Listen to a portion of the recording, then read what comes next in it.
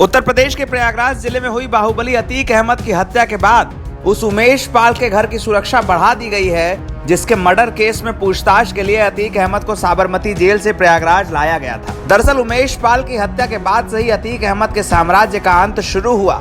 24 फरवरी से सारे घटनाक्रम की शुरुआत हुई और इसके बाद 51वें दिन अतीक अहमद की हत्या के साथ यह अध्याय समाप्त हुआ है। प्रयागराज के कॉलविन अस्पताल में अतीक अहमद की हत्या के बाद उमेश पाल के घर पर बड़ी संख्या में पुलिस बल को तैनात किया गया है। रैपिड एक्शन फोर्स से लेकर प्रयागराज पुलिस के तमाम जवानों तक सुलेम सराय स्थित उमेश पाल के घर पर तैनात किए गए हैं। इसके अलावा उमेश पाल के परिवार से पुलिस अधिकारी लगातार बातचीत कर रहे हैं। घटना के बाद से उमेश पाल की पत्नी और उसकी मां ने अपने आप को घर में कैद कर लिया है। प्रयागराज में हुई इस घटना की गूंज राजधानी लखनऊ तक सुनाई दे रही है, जहां सीएम योगी के घर जाने वाले तमाम रास्ते सील कर दिए गए हैं। सीएम योगी के कालिदास मार्ग स्थित आवास पर फिलहाल किसी को जाने की अनुमति नहीं है। मीडिया को भी कालिदास मार्ग के चौराहे पर ही रोक दिया गया है। इसके अलावा उत्तर प्रदेश सरकार के दोनों डिप्टी सीएम ब्रजेश पाठक और केशव प्रसाद मौर्य के घर पर भी अतिरिक्त सुरक्षा बलों की तैनाती की गई है। उत्तर प्रदेश में हुई इस घटना के बाद तमाम इलाकों में पुलिस का फ्लैग मार्च हो रहा है। प्रयागराज से लेकर गाजियाबाद तक ऐसी ही तस्वीरें सामने आई हैं, जहां जिले के पुलिस कमिश्नर से लेकर छोटे पुलिस अधिकारियों तक सभी ने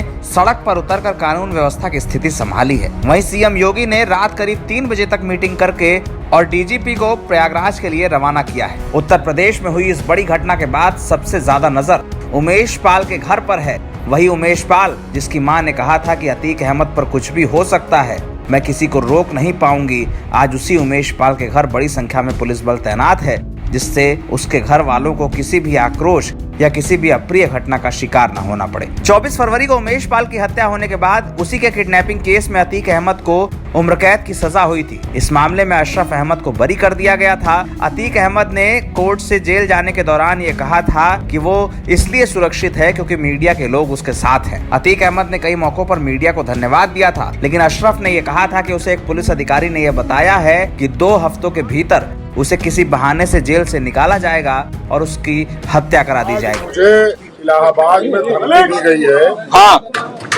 कि 2 हफ्ते के अंदर तुम्हें फिर से जेल से किसी बहाने से निकालेंगे और निपटा देंगे।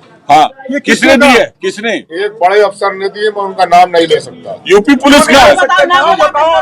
अशरफ का यह अंदेशा सही भी साबित हुआ। करीब 2 हफ्ते बाद ही अशरफ अहमद और अतीक अहमद को बरामदगी के नाम पर थाने से निकाला गया और उसके बाद उसकी जान चली गई। इस पूरी घटना को लेकर उत्तर प्रदेश के प्रयागराज में काफी चर्चा है। सुलेम सराय से लेकर अतीक अहमद के घर चकिया मोहल्ले तक पुलिस की भारी तैनाती है, लेकिन इस पूरी घटना को लेकर सरकार पर सवाल है। सवाल इस बात को लेकर कि आखिर पुलिस की अभिरक्षा में 2 हाई प्रोफाइल कैदियों को गोली कैसे मार दी गई।